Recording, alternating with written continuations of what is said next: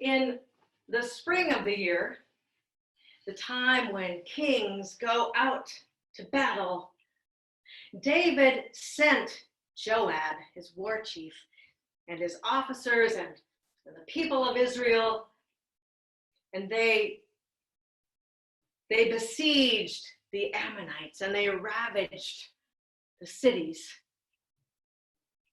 And David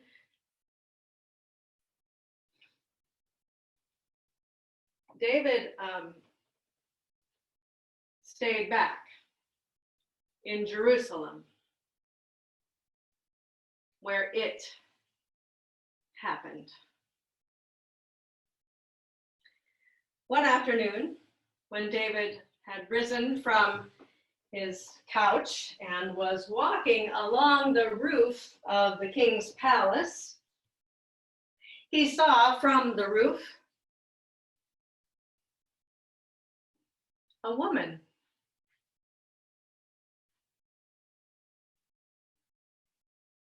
bathing.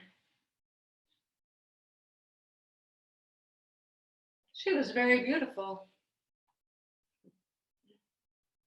So David sent a messenger to inquire about the woman, and it was reported she is Bathsheba, the daughter of Eliam, the wife of Uriah the Hittite.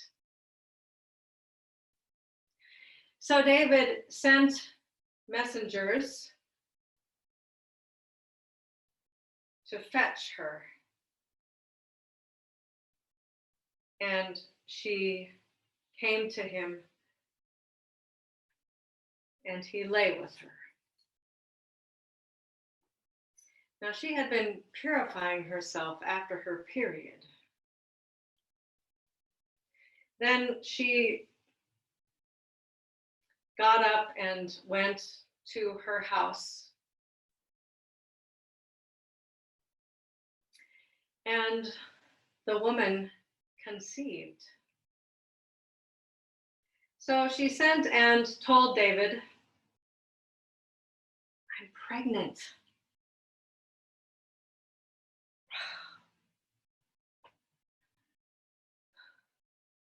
So David sent a message to Joab, "Send me Uriah the Hittite." So Joab sent Uriah to David.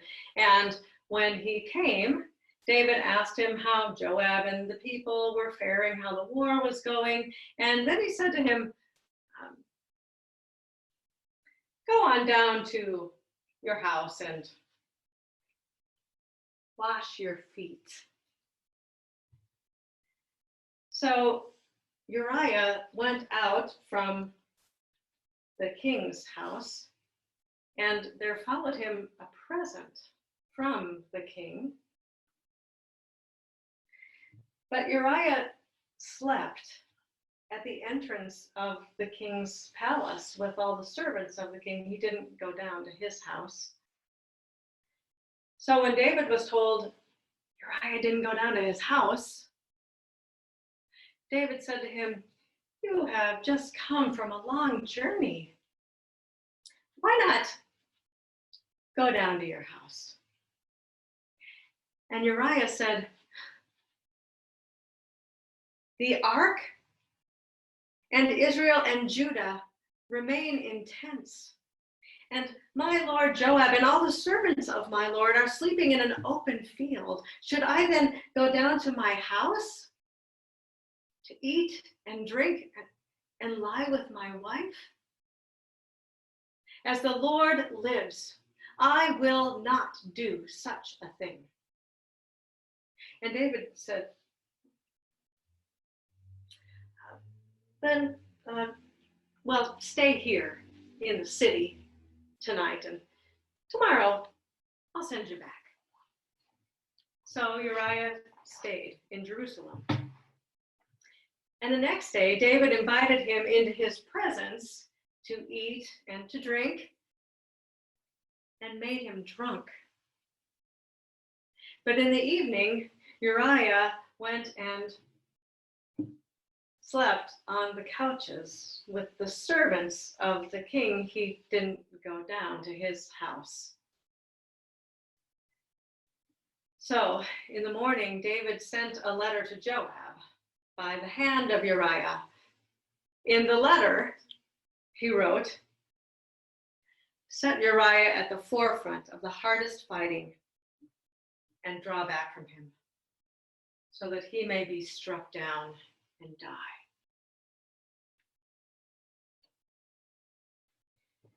As Joab was besieging the city, he assigned Uriah to the place where there were valiant warriors.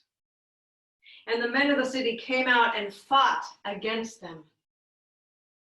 And some of the servants of the people of David were struck down.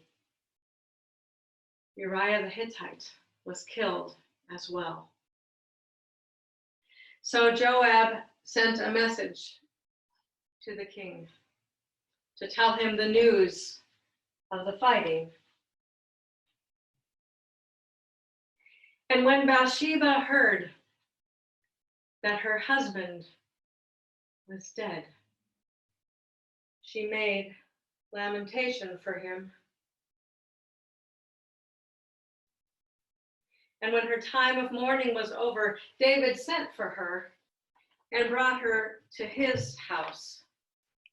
And she became his wife. And she bore him a son. But the Lord struck the child that Uriah's wife bore to David. He became very ill. So David pleaded with God on behalf of the child. He fasted and wept. He went in and lay all night on the ground. And the elders of his house came and stood with him and urged him to get up, but he would not, nor would he eat any food with them. On the seventh day, the child died. And David's servants were afraid to tell him, for they said, "While the child was still alive, we spoke with him and he wouldn't listen to us. How then can we tell him now that the child is dead? He may do himself some harm." But David, seeing the servants whispering together, perceived that the child was dead. So he said to them, "The child,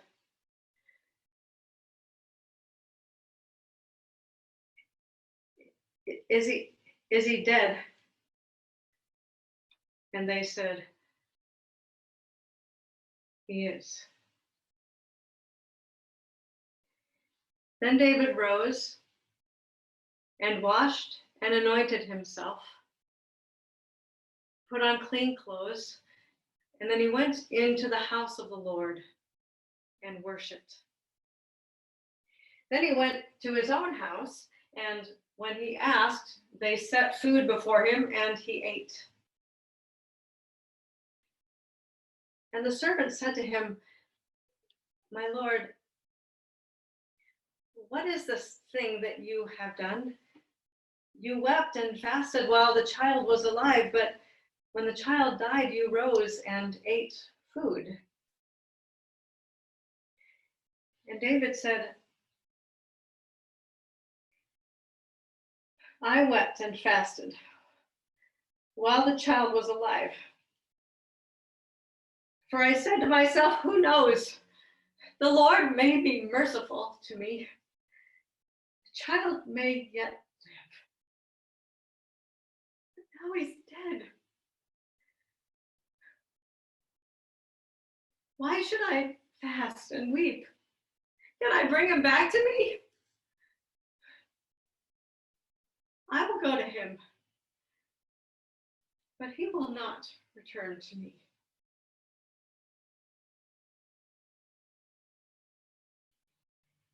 Then David consoled his wife, Bathsheba, and lay with her.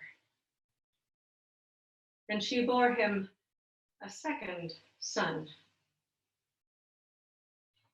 and named him Solomon,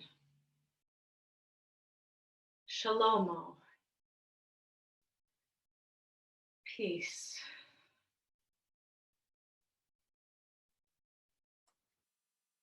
So this week we are looking at the story of David and Bathsheba found in 2 Samuel. Also, we welcome this time Pastor Lisa Nelson. She's a longtime friend of mine, and she is joining us as one of our commentators today. And Jason and Phil are back too. So I was the storyteller for this one. The particular version that we saw, I told for a concert, and I was looking at the women who show up in the genealogy of Jesus as we find it in the Gospel of Matthew. And so it is an abridged telling of the story. If you look in your Bibles and read along, there are some things I did not include because I was focusing on the person of Bathsheba. So those are the verses that I included in that. There's some other details about the battle that I left out. And there's a story in the middle, which we're going to hear next week in the next session, Jason's telling of Nathan, the prophet, confronting David. So look at these two together because it's one story that we've cut in some pieces here. But I was interested in telling the story because of Bathsheba, who doesn't actually have a voice in this story. She does have a name, which doesn't always happen for female biblical characters. She has a name and an identity and a belonging, but she doesn't say any actual words except to send the message to the king that she's pregnant.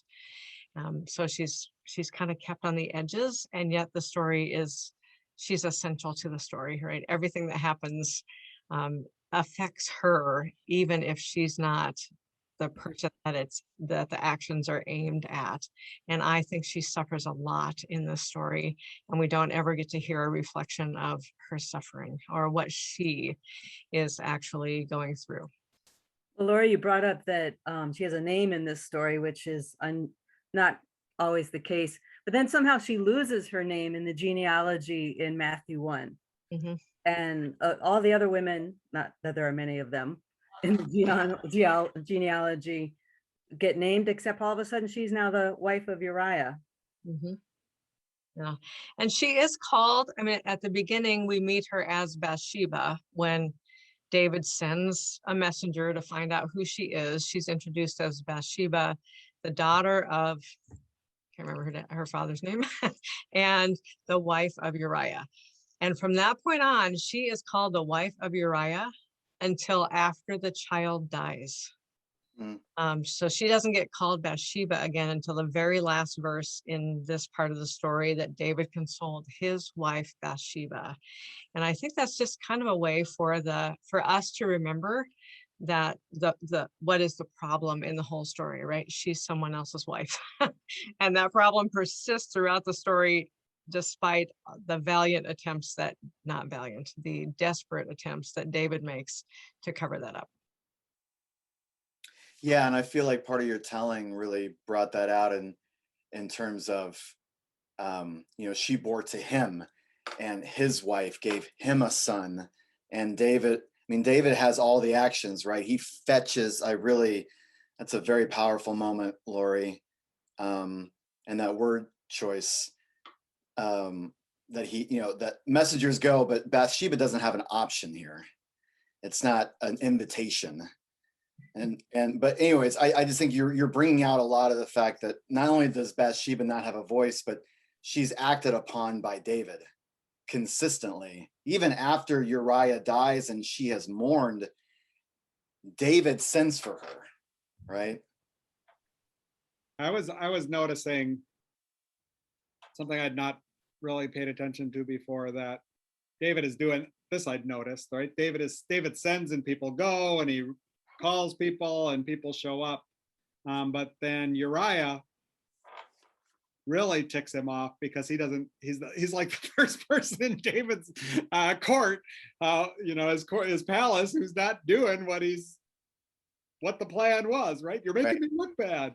When people are like have that level of power where they just think I can do whatever I want and it's not questioned because I'm doing it and I get to do whatever I want. And then somebody like doesn't play that game with them. It's disorienting for them. But they find a way to handle it as David does, right? Mm-hmm.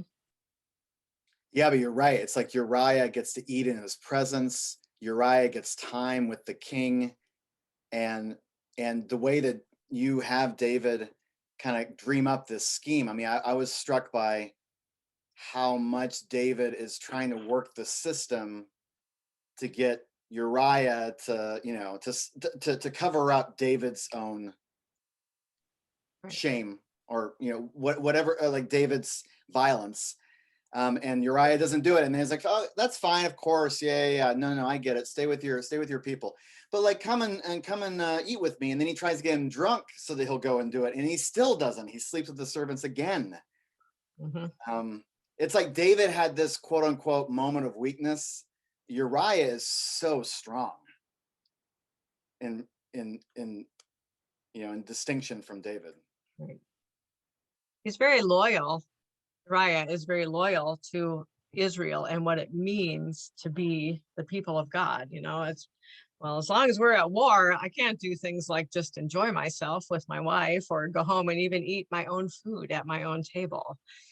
He's very loyal, and that's what we expect, and I think what we imagine of David until we actually read scripture.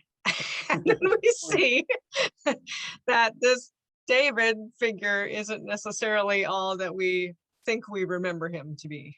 And this is a turning point in David's whole career. He was the king for 40 years, and this is a turning point. Bathsheba becomes his 7th wife. So he's got a lot of wives before her and a lot of children and sons already. But in the part of the story we'll hear next week from Jason's telling, we can see this pivot, and then things start to go badly for David for the rest of his reign there. We get some hints in the beginning of the story that it's going that way. In the time when all the kings went to war, David was reclining on his bed on the roof and peering at naked women. Not a really good opening character reference for David. Right. I mean, I was struck also this time by the difference between Uriah and David. Uriah's like rejects things that would be totally reasonable, and nobody in the field would reject, right? Go home, sleep with your wife. No, I can't do that, right? How would that be fair to the people that are sent out there? And here's the guy who sent them out there, and he's not only sleeping with his own wives, he's sleeping with their wife. So, what really gets me is, obviously adultery and murder are really, really bad, but he orchestrates Uriah's murder through Uriah's own hand. He carries the letter that says, put him on the front line and step back and let him die. And granted, adultery and murder are worse, but that just really gets me. Yeah, it's so intentionally awful. It's like David goes out of his way in this story to be awful in every way. Yeah. To where when Lori has him say to God, maybe God will be merciful. I'm like, David, like, take a hint, man. Like, maybe you could be merciful first. It's just a note, where we get Uriah and Bathsheba's name, so we're focused on them, but there's all sorts of soldiers who die in the collateral damage, right? It's not just like Uriah that dies, it's the other soldiers that are with him that they set up this militarily not wise front where they can get killed, and several people. So all the death that's happening to cover up, to keep his image, public image, what he wants it to be. Right. I had compassion for David only when I felt like near the end of the story when he was shattered, finally, right? Kind of grieving as a father. Mhm. There, I felt like I connected with him for the first time. The other times, I was like, I want nothing to do with you, right? We've got enough of leaders like that in the world, but I'm not going to try to connect to you as a story in the story. But when he was grieving, then there was like a little bit of hope for him and for Mhm. me to connect with him.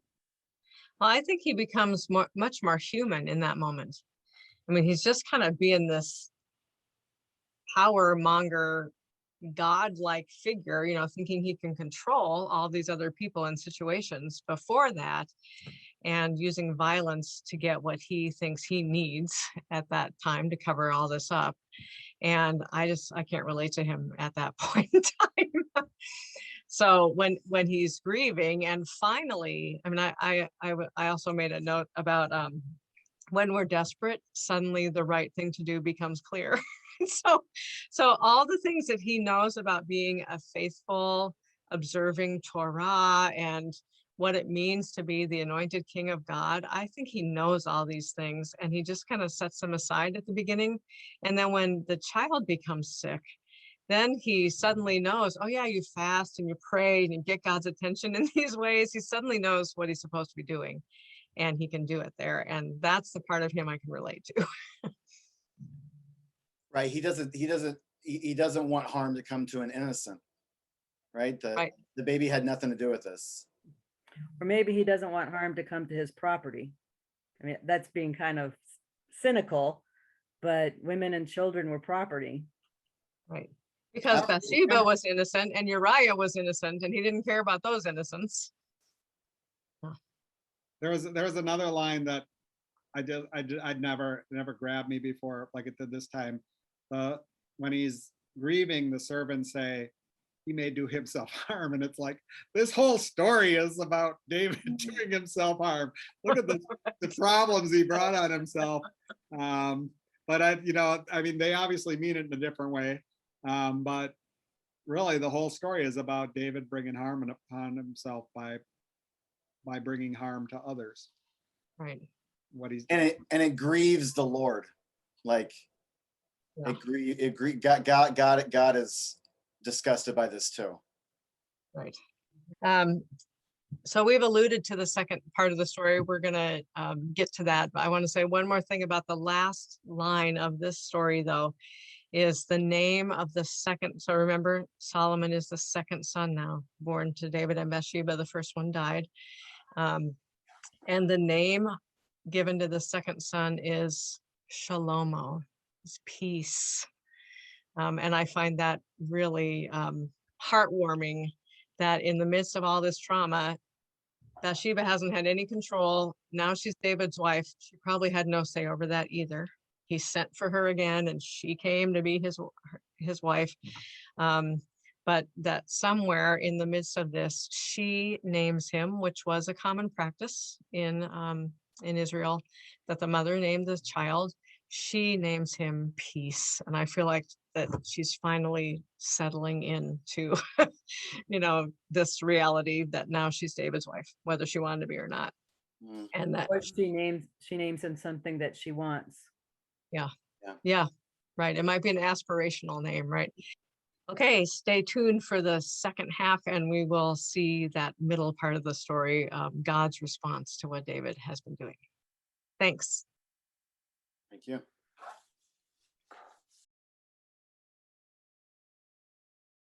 But right. property and progeny. Right. Right? Because so like there were in our own country's history, in the midst of slavery, masters would sometimes look out for the new slave they acquired through their own begetting.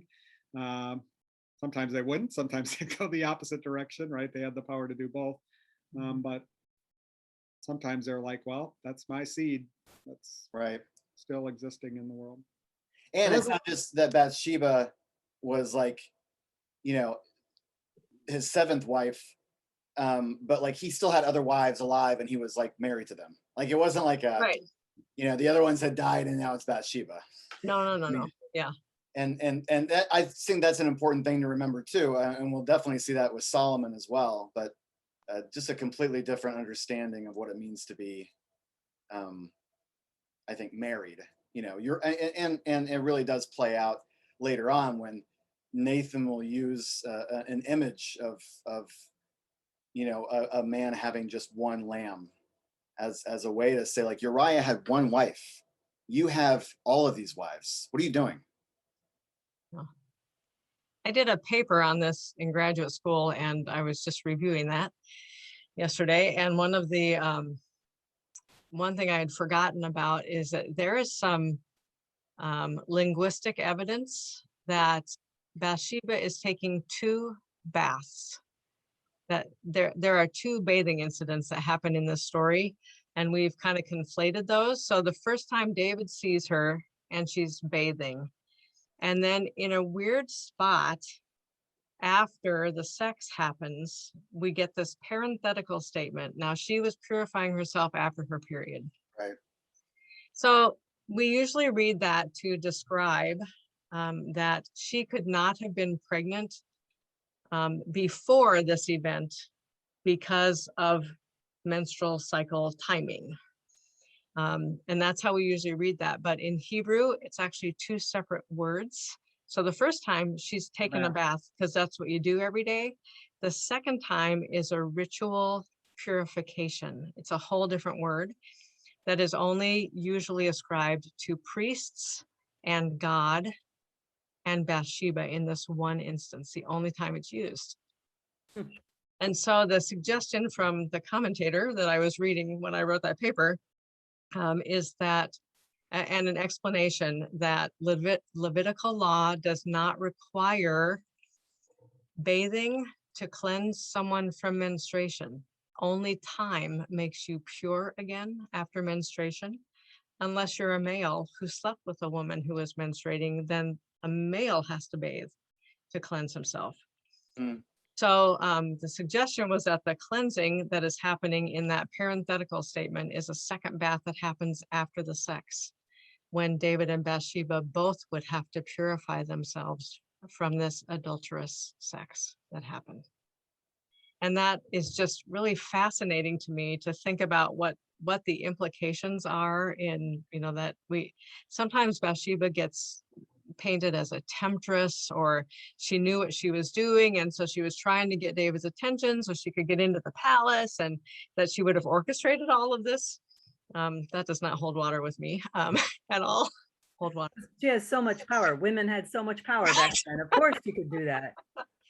No, but it's exactly what Lisa said. The orchestration is David, clearly. Yes. Yeah. You can't read the story. I think it's very difficult to read the story and see it any other way. Right. Yeah. You'd have to read a lot into Bathsheba's actions, which we often do with women in the Bible. We read a lot into it, so we think we know what's going on. Right. No. We impose that on our assumptions that we use in the world.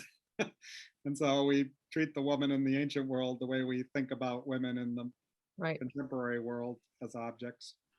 And if you just do an image search for this story, it's interesting how many images are painted from David's perspective. So when you look at that painting, you are always looking at Bathsheba naked from David's perspective. I mean, that's just one more way that our culture in art has left David in the position of power, because we don't usually see Bathsheba looking up at David. We see it's always from his perspective. So and they're inviting us to be like David. Right. Sure. And it's like if you were if you were to reshoot that and have it from like Bathsheba in the foreground, but totally out of focus, so that we kind of just see the general sense that she's right there, but the camera is actually pointing at this leery, lecherous man who's staring at her. That would feel a lot different. Yeah. Yeah, it would. So in some ways, Laurie told the story to do that. Yeah. Not by perspective, but by remembering who Bathsheba was and telling the story. Absolutely. For her. There was a recent telling. I imagine we're running out of time, but a recent telling I saw where the teller told this story and then had Bathsheba sing Psalm 51, one of David's Psalms, about create in me a new heart, oh God. And it just has a total different sense to it if Bathsheba is singing that as opposed to David. Cast me not away from your presence and take not your Holy Spirit from me. Just beautiful. Heartbreaking. Heartbreak. Yeah. Put that in Bathsheba's voice. It's wonderful. Now, I didn't include the last line. There's another half of a sentence after this, that the Lord loved this child and sent Nathan to tell, sent word by Nathan, and so he was called Jedediah. And I don't know exactly what that means, but it's something like beloved of the Lord. So Solomon has this second name that we don't ever remember, that his name is also Jedediah. But I feel like it's significant that the name Bathsheba gives him is peace. Mm.